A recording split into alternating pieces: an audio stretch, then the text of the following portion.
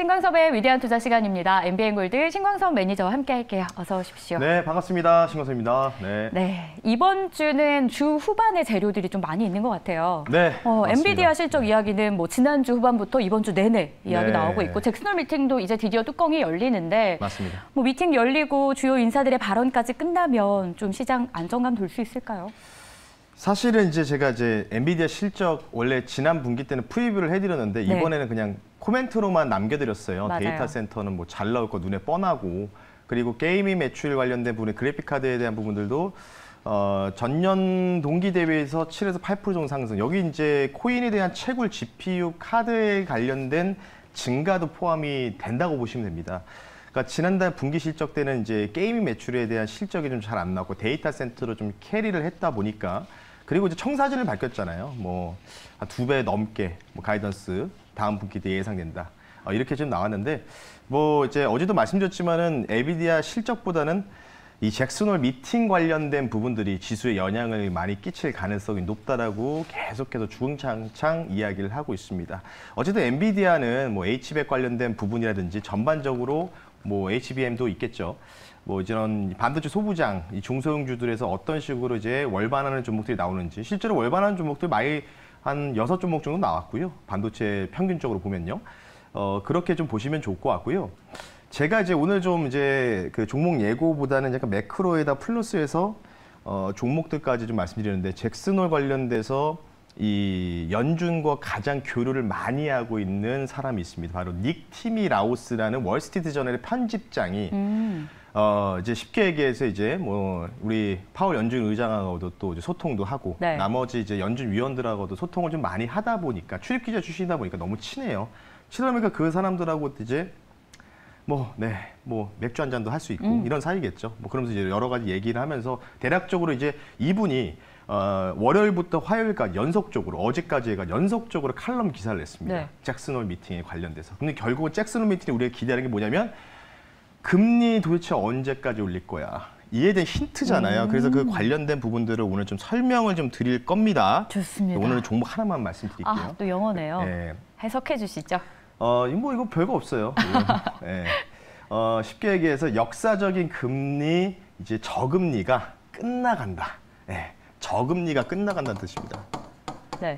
역사적인 저금리가 끝나는 시점이다라는 이제 기사의 제목입니다. 뭐 자세한 거는요, 아래 기사 내용들에 대한 부분들은 제가 지금부터 설명을 드릴 겁니다. 쉽게 설명을 드릴 거예요. 자, 저금리가 끝나는 시점이 도달한 것 같다라고 이제 기사가 나왔다고 보시면 됩니다. 그렇다는 얘기는 뭐냐면, 제가 지금 위에다가 퀵커, 슬로우, 그다음에 무빙 골포스트라고 했죠. 이 세 가지에 대한 시나리오를 이 닉 티미 라우스가 제시를 했어요. 예, 이거를 이제 이 내용들을 제가 이제 인지한 부분들을 좀 여러분들 설명을 드릴 겁니다. 지금까지 우리가 사실은 뭐 트럼프 전 대통령부터 해가지고 뭐 10년 전부터 해가지고요. 어찌 보면 폴 볼커 1980년대 연준 의장 때가 상당히 높았었던, 그때가 이제 아마 제 기억으로는 뭐 저희 아버지가 이제 뭐 월급을 받아오시면 돈 봉투를 갖고 오는데 예대 금리가 막 18%, 20% 되다 보니까 그냥 통장에다가만 그냥 은행에다가 적금만 해도 주식 안 해도 상관없었거든요. 그 당시는. 아마 기억하실 것 같아요. 아마 저 같은 경우에는 저는 이제 나이가 좀 어리다 보니까 20대 이제 후반이거든요. 어리다 보니까 저희 이제 너무 표정의 변화가 없으셔서 깜짝 놀랐어요. 네. 뭐 원래 이제 뭐 당연한 거잖아요. 20대 후반인데 네. 나이가 지금 6살. 네. 일찍 결혼해가지고. 자, 어쨌든 간에 그런 부분이 있는데, 그때 당시는 금리가 너무 높았잖아요. 그때도 인플레이션이 진짜 거의 육박을 했단 말이에요. 네. 그게 이제 2년 정도 지속됐거든요. 그래서 제가 항상 그 과거 데이터를 살펴봤을 때, 금리 인하는요, 중립금리를 도달 선서를 하고 나서 10개월에서 13개월 뒤에 금리 인하가 진행되는데, 지금 여러분들은 벌써 너무 빠르게 금리 인하에 베팅하는 분들이 너무 많다. 아직 중립금리 도달도 안 했는데, 이제 이게 힌트가 나옵니다. 지금도 잘 들어주셨으면 좋겠어요. 뭐라고 얘기했냐면요, 중립금리가 도달을 아마 이번 잭슨홀에서 얘기를 할 거라고 했습니다. 이번 잭슨홀에서 힌트를 줄 거다. 근데 이게 앞서 뭐 그 1번, 2번, 3번으로 세 가지로 구성했잖아요. 퀵커는 뭐냐면 이제 빠르게, 좀 더 얼만큼 빠르게 갈 거냐, 아니면 슬로우, 좀 천천히 갈 거냐, 아니면 무빙 골포스트. 이게 조금 약간 생소하실 텐데, 이거는 이제 타겟을 아예 바꾸는 겁니다. 그러니까 지금 연준에서 뭐 계속 긴축하고 강렬하게 하는 부분들은 뭐죠? 결국은 인플레이션이잖아요. CPI 데이터가 지금 연준의 목표치는 2%대입니다. 근데 지지난달에 3.0이 나왔고 제가 뭐라고 말씀드렸죠? 여러분들 올해 최저 인플레이션 CPI 데이터 확인했고요. 아마 올해는 못 볼 겁니다. 네. 이 데이터. 그러면서 이제 슬슬 올라가죠. 기저효과 끝나니까요. 자, 그래서 2%대인데 3번부터 말씀드릴게요. 뭐라고 했냐면 인플레이션 기대 목표치를요. 3%대로 올리자. 이런 얘기예요. 그러니까 지금 모든 사람들, 연준 위원들이 대부분 그냥 2%대는 무조건 들어가야지 이걸 생각하고 있는데 3%대로 맞추겠다. 그건 차라리 올리겠다는 거예요. 프라이스를 지금 올리겠다는 거거든요. 그런 얘기 뭐예요? 긴축을 이제 안 한다는 거죠. 그럼 이거 나오면 뭘까요? 중립금리 도달하는 겁니다. 왜? 3%대로도 그냥 맞춰서 가니까. 근데 3%대로 갔을 때 인플레이션에 실제로 잡히는 효과가 기저효과가 대략적으로 2.8년이 걸린다는 이런 경제학자들의 뭐 이야기도 있습니다. 만약 기대 목표 인플레이션을 3%로 맞춘다면은 그런 부분이 있고요. 자, 그럼 1번은 뭘까요? 야, 이건 상관없어. 그냥 강하게 그냥 밀어붙이자. 그냥 9월 달도 하고 11월, 12월 달 해가지고 6% 중립금리 맞춰버리자. 이게 바로 퀴커. 이 역할이라고 보시면 좋고 2번은 뭐냐면 데이터 보면서 지금 약간 좀 파월 연준이 그렇게 하잖아요. 데이터 보면서 CPI 보고 뭐 헤드라인도 보고 뭐 근원도 보지만 조금씩 낮춰지면은 9월 달 한번 쉬었다가 뭐 11월, 12월 달 한 번 더 할까? 한 5.75 정도 맞출까? 아니면 뭐 데이터 보면서 결정하자. 이게 이제 슬로우거든요. 그러니까 이 부분들을 이제 나온다는 건데 만약에 이 무빙 콜포스트라고 해요. 3번이죠. 목표 타겟을요. 기대 인플레이션 이 CPI 수치대를 2%에서 3%를 아예 조정 관련된 발언이 나오면은요. 증시는 폭등 나옵니다. 이런 가능성은 얼마나 있는 거예요? 그거를 이제 제가 알면은 네. 돗자리를 깔겠죠. 근데 이제 저도 알고 싶긴 한데. 어쨌든 그런 부분인데요. 어쨌든 간에 조금이라도 이제 중립금리. 근데 여기서 조금 안 좋은 얘기는 뭐냐면 네. 금리 인하는 아니다. 네. 일단 중립금리 도달 여부만 보자. 이거 보고 나서 그러니까 8월 달에 대략적으로 9월에 중립금리 도달 선언할지 10월 달은 없으니까요. 네. 11월, 12월 달에 중립금리 도달을 선언할지를 8월 달 잭슨홀에서 한번 보자. 근데 어떻게 표현하느냐. 그래서 지금 자막도 나가잖아. 얼마나 높게 가냐, 얼마나 오래 가냐. 이 부분들이라고 좀 보시면 좋을 것 같기 때문에 아마 이 부분들이 힌트가 나오면 대략적으로 9월에 끝낼지 11월, 12월 때까지 한 번 더 남을지 네. 어느 정도 유추가 가능하거든요. 그래서 지금 페드와치 2를 보면은 그건 크게 의미가 없어요. 뭐 몇 프로다. 지금 뭐 금리 동결이 80% 넘어 있고 20% 미만이잖아요. 그거 지금 의미 없거든요. 그러니까 요걸로 통해서 이제 채권 시장도 변화가 나오면서 아마 나오지 않을까 싶기 때문에 아마 잭슨 올 때 중립금리 도달 발언 나오지만은 금리 인하 시기는 안 나온다. 이게 바로 닉 티미 라우스의 연속적인 이 월화의 이 기사였다. 이렇게 말씀드릴 테니까 그러면 어떤 발언이 나오느냐. 근데 제가 볼 때는요. 금리 인하는 당연히 안 될 거라고 생각하고 있고요. 지금 네. 대부분의 월가 펀드 매니저들이 82%가 뭐라고 얘기했냐면 파월이 매파할 거다. 80%. 작년이랑 똑같을 거다라고 얘기하고 있고 18%는 비둘기로 변할 거다라고 얘기를 하고 있어요. 그러면 대략적으로 1번과 2번 사이가 될 가능성이 높겠죠. 근데 이게 이제 답안지 유출인데 뭐야 답안지야 이게? 라고 생각하실 텐데 저는 이제 보여요. 답안지라고 생각이 듭니다. 왜냐하면 일단 금리 인하는 없으니까. 금리 인하는 없으니까. 그러니까 결국 중립금리 도달 여부만 나온다면은 오히려 주가가 하락이 나오더라도 금방 또 회복할 수 있는 가능성이 있다. 그리고 여기서 이제 9월에 할지 11월, 12월 할지 대략적으로 힌트가 나온단 말이에요. 근데 그게 얼마나 큰 겁니까? 네. 그래서 어쨌든 잭슨 홀 지금 엔비디아는 저는 솔직히 별로 관심 없거든요. 엔비디아는 계속 말씀드렸지만 금리 중립금리 도달 잭슨 홀 25일 날 11시 5분에 한국 시간 저녁 11시 5분에 나오니까요. 여러분들 관심 있게 금요일날 지켜보셨으면 좋겠습니다. 네, 이때 되면 또 코멘트를 매니저님께서 해주시겠지만 잭슨홀 미팅에 대한 경계감이 있기 때문에 오늘 했던 이야기를 저희가 참고하면서 특히 또 주요한 사람의 기사잖아요. 그래서 한번 참고해 보도록 하겠고요. 자, 이어서는 저희가 리뷰 넘어가 보도록 하겠습니다. 오늘은 리뷰가 좀 많이 준비가 돼 있어요. 네, 첫 번째로는 게임주 한번 보도록 할게요. 게임스컴이 개막을 했는데 주가가 좀 차별화된 상황이 있더라고요. 네, 맞아요. 낙폭이 정말 큰 펄업일 수도 있지만 이 안에서도 견조한 넥슨 게임즈. 사실 제가 이제 게임주 살 거면 넥슨이 좀 낫다. 계속 좀 말씀하셨어요. 이거 아니면 네오위즈거든요. 왜냐면은 이 회사가 스튜디오사라고 해가지고 이제 결국 이 회사가 만들지만 그 약간의 이제 이 자회사처럼 거느리고 있어요. 12개 업체를 거리고 있어서 한 개 업체에서 RPG 게임 만들고 한 개 업체에서 뭐 만들고 막 하다 보니까 여기서 뭐죠? 게임은 뭐야? 10개, 20개를 생산해가지고 퍼블리싱 했을 때 여기서 대박이 하나만 나오면 됩니다. 그랬던 종목이 바로 펄어비스이지 않았습니까? 근데 넥슨 게임즈는 다작에 대한 가능성이 있기 때문에 확률적으로 높다는 거죠. 사실 이 종목 같은 경우에 제가 이 자리에서 300선 지지받는 거 말씀드리고 좀 소폭 과대 낙폭입니다라고 했는데 다행스럽게 손절가를 터치 안 하고 반등이 좀 시도가 되고 있어요.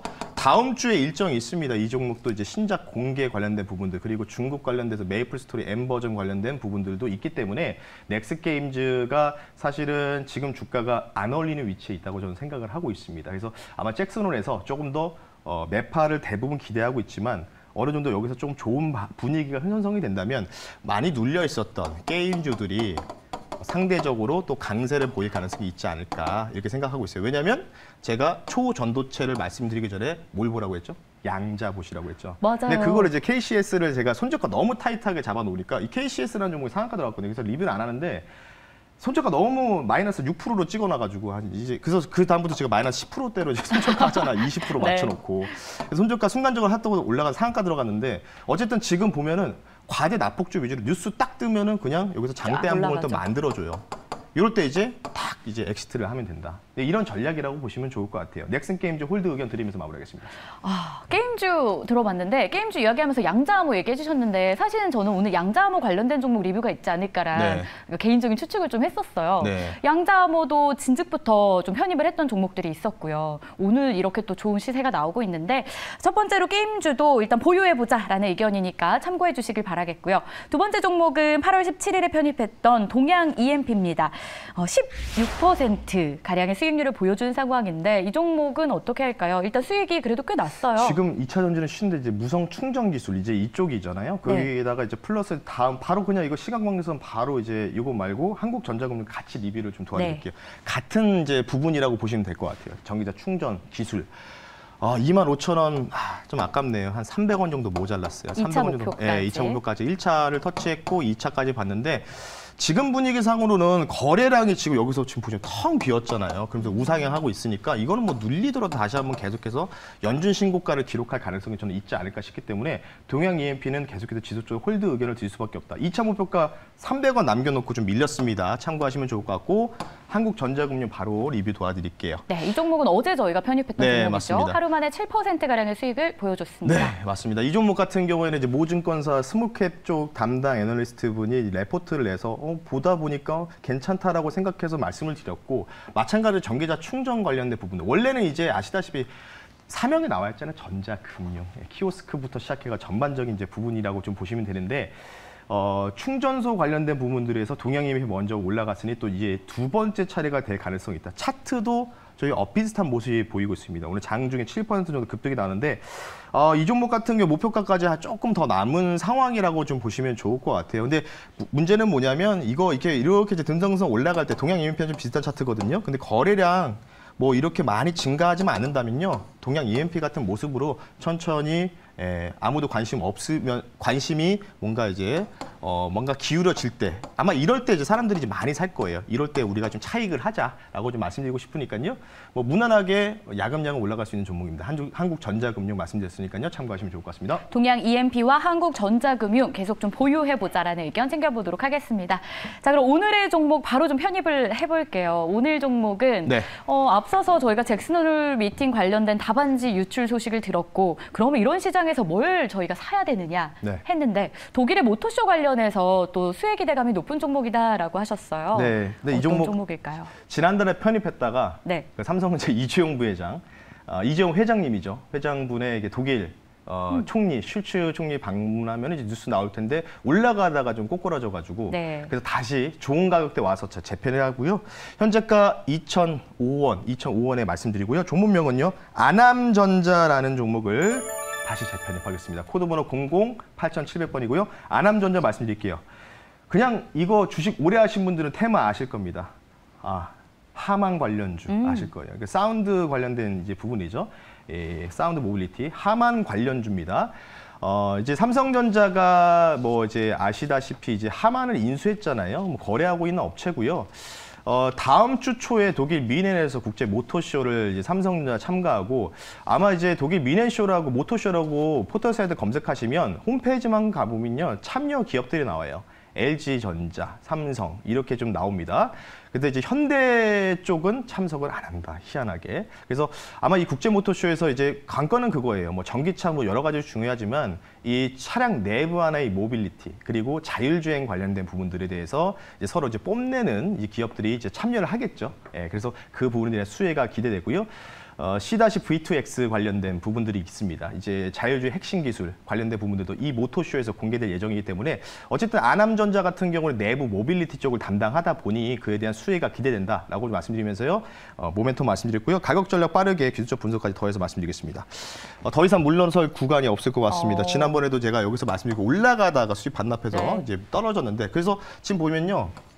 기술적으로 3중 바닥을 만들어줬습니다. 뭐 이 정도 가격이면 더 이상 저는 왜냐하면 제가 말씀드리는 게 지금 전장 부품 쪽 물론 다 많이 떨어지긴 했지만 다음 차례 일정이 이제 국제 미넨 모터쇼가 있기 때문에 이 모빌리티 전장 부품 쪽이 그래서 제가 LG 이노텍도 한번 말씀드렸고 여러 가지 좀 말씀드렸잖아요. 그 중에 하나가 이제 아남전자, 삼성 쪽이라고 보시면 되는데 전장 부품 쪽이 이 과대 낙폭으로 뉴스 나오면 또 순환매 돌 가능성이 있어서요. 일단 이 종목은요. 1차 목표가를요. 2,400원 선으로 다시 목표가를 설정해 드리고요. 손절가 넉넉하게 잡아드리겠습니다. 1,800원 선 말씀드리니까 3중 바닥이고요. 제가 볼 때는요. 만약에 시장이 그냥 지금까지 이제 약간 좀 뜨뜻미지근한 시장이 연출이 된다. 그러면 오늘도 이제 양자 역학 관련주, 양자 암호 관련주도 과대 낙폭에서 뉴스가 나오면서 막 상한가 들어가는 종목 많았잖아요. 네. 그런 패턴이라고 보고 수위가 있어서 1차는 2,400원이지만 최대 저는 이제 3,000원 가까이도 보고 있는 종목이다.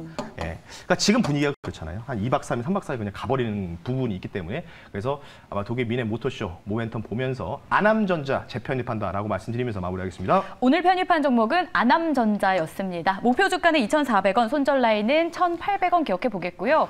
혹시 저희 방송을 중간쯤 보셔서 앞에 내용 궁금하시거나 하신다면 유튜브를 통해서 다시 보기 하실 수 있으니까 참고해 주시고요. 그리고 또 밴드에서도 계속 자료를 올려주고 계세요. 어디로 들어갈까요? 네, 오늘 뭐 녹색 밴드도 있고요. 많이 또 오셔가지고요. 좋은 내용도 또 올려드렸고요. 오늘 장 끝나고 수요일이기 때문에 너튜브에다 여러분들 MBN고도 신광석 또는 신광석 매니저라고 검색하시면 네, 공개 방송 진행할 수 있도록 할 테니까 3시 45분에 여러분들 뵐 수 있도록 하겠습니다. 많은 참여 부탁드리겠습니다. 네, 오늘은 3시 45분입니다. 기억했다가 들어가 주시고요. 신광섭의 위대한 투자는 여기서 마무리하고 내일 다시 찾아올게요. 수고하셨습니다. 네, 감사합니다.